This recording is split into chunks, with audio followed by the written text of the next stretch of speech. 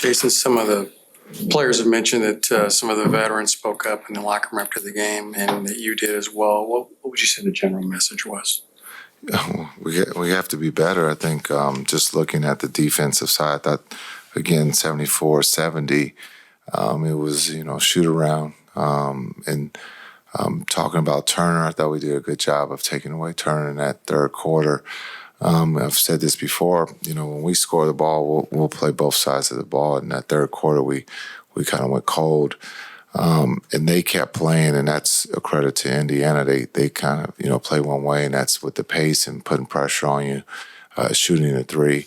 We got to be able to take the three away. We gave way too many corner threes tonight. These are things that we've worked on. We just got to be able to see it in real time. And so these are things that we'll continue to keep working on. What adjustments can you make defensively? How can you clean things up on that end? Yeah, well, we tried everything. We switched to hit. We went zone. Sometimes, give them credit. They're one of the best offensive teams in the league. And so for us, it's about the rotations, not giving up the corner three, which we have been here. And so we'll go back, look at the film, and see what we can do better. Understanding our offense is one of the best in the league, and so if we can expend some of that energy on the defensive end, hopefully that gives us a better chance to get a stop. Do you have the players and the personnel to make these schemes work? Yeah, we got the personnel, we got the team. This is actually a great test for us, to be able to go through a hard time in March. Because it only gets harder in April and May and June. And so this is a great test to be tested in the sense, are we going to let go of the rope, or are we going to continue to come to work? Everyone's coming to work. Everyone has the positive mindset, energy. Everyone's trying to do the right thing. Right now, it's just not falling our way, but we got to continue to keep pushing. We got a game on Thursday, and we'll be better. You talked about expending some of the offensive energy on the other end. Does Luka need to do that? Does Luka need to be better defensively? We all do. It's, when you look at leaning on Luka offensively, in which we do, and he delivers, we have to be able to cover him and cover not just Luka, but cover Kai, and the other three that are out there have to protect each other. It's not just one-on-one. The players are too good in this league to just play one-on-one. We have to do, as a group, team defense, we have to guard the ball better. We have to help each other, and then we have to finish the play by rebounding. And we can do this. It's just being, we show that signs of it. We just have to be, on the norm, we can't just give up the threes. We have to be consistent, and we're not being consistent right now. But we do have the guys that can do it. Luka can play defense, but we're asking him to do a lot on the offensive end too. And so just understanding that, it's March. We can fix this, and we'll be ready for Thursday. We got a lot of games left. But the personnel, we can look at different rotations. We can look at different starting lineups. We talked about that before the game. We have options, and we'll explore those. Are you asking too much of Luka offensively for him to be able to play both ends right now? Are we asking too much? I don't know if we're asking. This is what he does. He's one of the best offensive players on the planet. And so this is what he does. And so we have to help him on that end, and we have to also help him on the defensive end. This isn't a surprise. This has been, he's been doing this pretty much his whole career. Yeah, I guess he's got 35-plus point triple-doubles these last three games, and you're losing.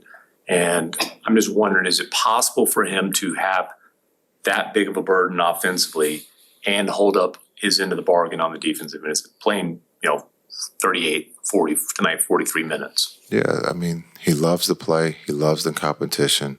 Again, offensively, he's one of the best, if not the best, in the league. And so now we got to be able to help him there. I thought the pick and roll with Gafford was great tonight. It wasn't great with Lively. So we have options, and we went to the second option, and Gafford delivered. And so it's just about being consistent, of being able to do your job. And it's not just one person. It's not just Luka. It's not just Kai. We all have to participate. We're playing 10. If we have to cut this thing down to 7, then that's what we have to do. But right now, we're trying to figure out the different combinations that can help us win. And Luka's, again, offensively leads the league in scoring. He's a walking triple-double. He's doing everything to help the team win. We all have to pitch in and help him. Before the game, you told us that everyone in the locker room trusts what you guys are trying to accomplish, and you mentioned the hold the rope analogy a little while ago. But you've also told us it's a young team. Do you have a concern level at all about that trust eroding as results aren't coming? No, the trust is there. We got great guys, great character guys in that locker room. When you look at letting go of the rope, we got a 20-year-old who's starting at center. He's never seen this before, right? I mean, I know everyone gets excited because he did well against Victor, but there's 81 more games to be played, and there is a rookie wall. There's a lot of he's a young man who's seeing the NBA for the first time, and so there's going to be ups and downs. But that's why it's called a team, and that's why Gafford picked him up tonight. Maxey has to pick up Gafford, or Gafford has to pick up Maxey. That's just the beauty of what this is. And so D-Live, going through the rookie season, is having a heck of a rookie season. And he's going to only get better, but he could be tired. He's never played this many games or this many minutes. And so I don't even know if he knows what letting go of the rope means. And so sometimes being young or being a rookie and being naive, you can use that as a positive. Coach, I know right now is a tough stretch, but do you think this can be a moment where you guys can look back on in a few months and say this was our moment of adversity, that we picked things up and turned things around and got hot towards the end of the season? Yeah, I think it's every team goes through it. Maybe a couple don't, but we're in the midst of it, and we still believe that we have the opportunity to win. We have the talent and the mindset. It's just being able to do it on a consistent basis, and that's what every other team is fighting for, is to be consistent. And right now, that's what we're doing. Yes, if we get hot, then everybody will ask, well, how does this thing turn around? And it's about the group staying together, coming to work every day with a positive attitude and the energy, and having fun. And so that's one of the things right now. Losing isn't fun. Winning is. And so, we're all fighting for that. And that's what this time of the year is all about. March, everybody's fighting for position. As the head coach, what are some other things outside of the things you just discussed that you feel could be changed or at least enhanced before the next game or even next week? Yeah, I think just the conversation, with our group, our young group, a lot of times conversation is important because we all can text or we can all use Instagram or Twitter. But just the conversation of being able to understand what it means to go through a struggle, to see a family member struggle, how to help. A lot of times we don't talk about that, and we just let someone just struggle or drown. And so understanding that everyone's not perfect and that this is a team, and it's not just Luka's team, it's just not Kai's team, it's the Mavs. And so we're all trying to figure this out together. But at the end of the day, this wasn't the last season of the game. This is just one of 82 that we can learn from.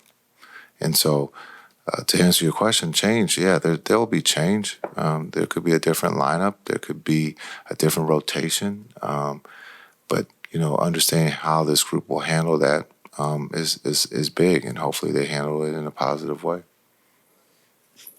Kids, through coaching with your time with the Mavs, you've had seasons like 2022-23, or when y'all made the Western Conference Finals, and then last year after the trade deadline, things didn't go as well as you may have hoped. How, as you as the coach, can you ensure or try to ensure that y'all don't fizzle out as y'all did last year? Yeah, I think just understanding history, making sure it doesn't repeat itself. We've talked about that as a group. We've talked about, we're going to be in the playoffs. We talked about that last year, and that didn't quite happen. But we did get D-Live and Omax out of that season. But just understanding that that could happen and that we got to go take it. We can't, there's nothing in this league is going to be given to you. And we got to work and do it together. And so as a coach, that's what we're talking about.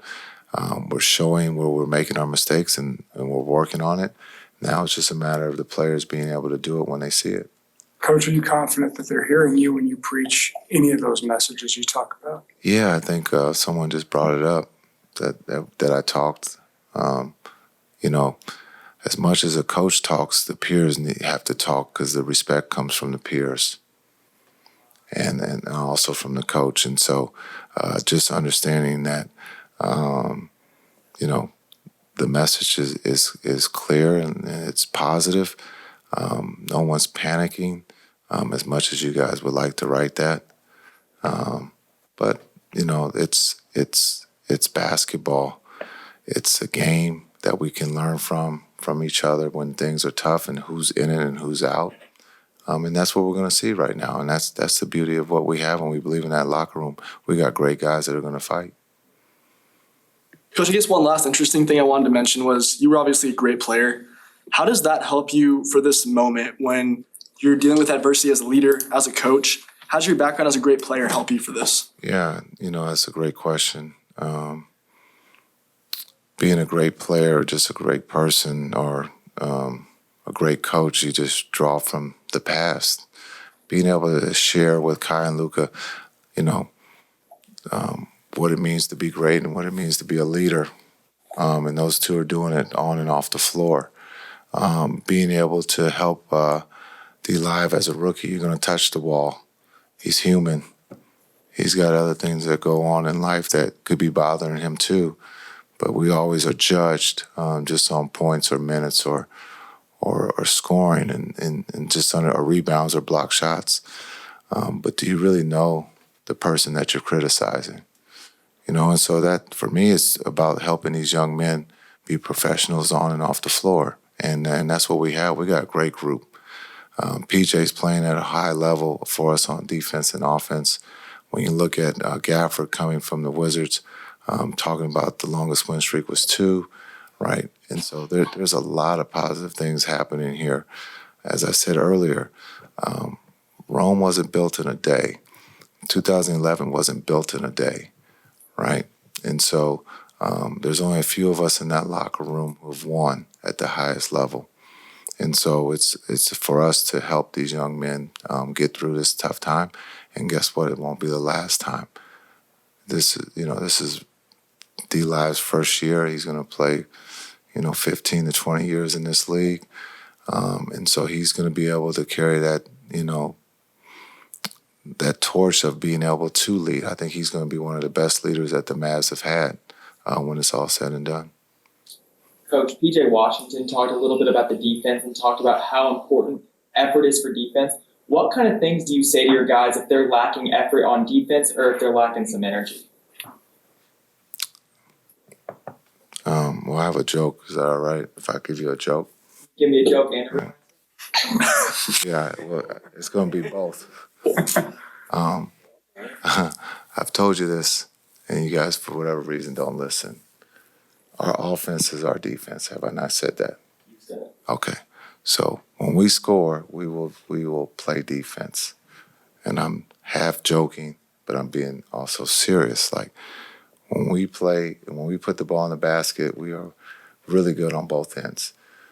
The next step, and it's a small step, is when we don't score, can we play defense? It's really simple, right? And so when we watch the game, we're scoring, they're scoring. It's a 4-point game. It's anybody's game.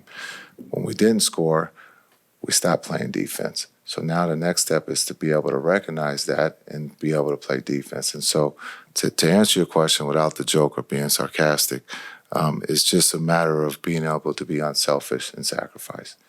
And once we get to that point, we're going to be really good. All right, thank Cool. you. Thanks.